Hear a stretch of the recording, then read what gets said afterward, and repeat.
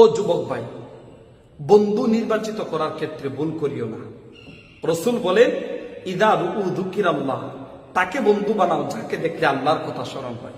এমন ব্যক্তিকে বন্ধু বানাও। অসৎ সঙ্গ ত্যাগ করো, তোমার খারাপ বন্ধুটাকে তুমি ত্যাগ করো।